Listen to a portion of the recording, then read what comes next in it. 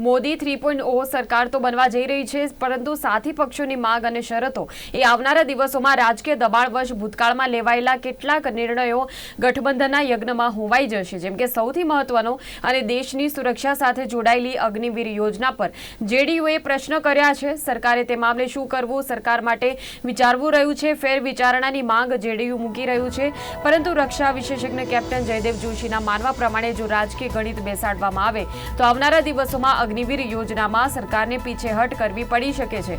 કોઈ રાજકીય પક્ષ માટે આ લાભ હોઈ શકે, પરંતુ યુવાનો અને ભારતીય સૈન્ય માટે ક્યારેય આ વસ્તુ લાભકારી નહીં હોય તેવું તેમનું માનવું છે।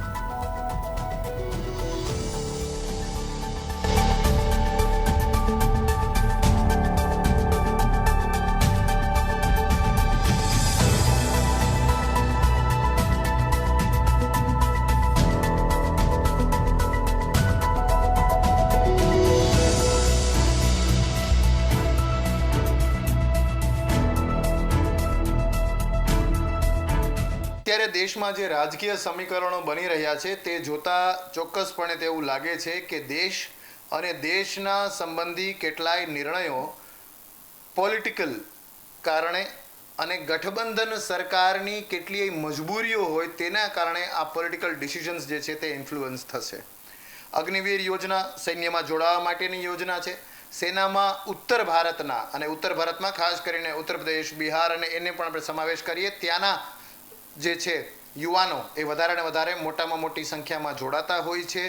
અને જે રીતે આ એક રાજકીય વિધાન કેસી ત્યાગીજીએ કર્યું છે કે આ બાબતનો વિરોધ સૈન્યમાં કામ કરતા લોકોના પરિવારજનોએ વોટિંગમાં પણ આનો વિરોધ દાખવ્યો હતો। એ વાતને લઈને જો જોઈએ તો ચોક્કસપણે એવું કહી શકાય કે દેશ હિતમાં લેવાયેલા નિર્ણય અગ્નિવીર કે જે સૈન્યમાં જોડાવા માટેની ચયનની પ્રક્રિયા છે અને ચયન થયા પછી કેટલો સમય સર્વિસ આપશે કોઈ યુવાન એની પ્રક્રિયા છે, તેને રાજકીય રંગ ચોક્કસ લાગશે। અને રાજકીય રંગ લાગવાના કારણે આ ગઠબંધન પોલિટિક્સની મજબૂરીના કારણે દેશનું બાહ્ય સંરક્ષણ ક્યાંક બલી ન ચડી જાય, એ પ્રશ્ન જે છે એ ક્યાંક ડાયલ્યુટ ન થઈ જાય તેનો ભય ચોક્કસપણે છે।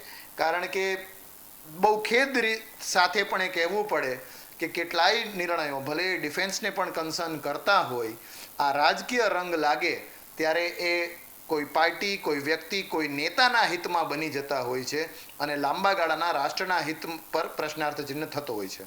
અન્યમાં કોઈ પણ વ્યક્તિ કદાચ માત્ર આર્થિક આકર્ષણ કે પગારના કારણે નથી જોડાતો, એ સમર્પણનો, સેવાનો અને દેશ માટે કંઈક કરવાનો ભાવ ચોક્કસ હોય છે।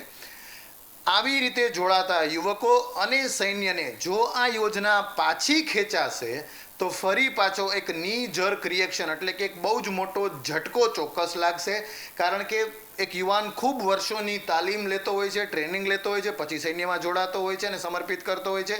ઘરના લોકોએ પણ તેને સૈન્યમાં મોકલવો એ બહુ મોટો નિર્ણય છે। એટલે આ યોજનાને સંપૂર્ણ રીતે પાછી ખેંચવી એનાથી યુવાનોને પણ હતોત્સાહિત થશે। નાના મોટા બદલાવ કરવા કે પછી ફરી પાછું તેને યથાવત કરવું એના ઉપર વિચાર ચોક્કસ થઈ શકે, પણ આ યોજના પાછી લેવી એ સૈન્ય અને યુવાનો બંનેના મોરાલને ડાઉન કરી શકે।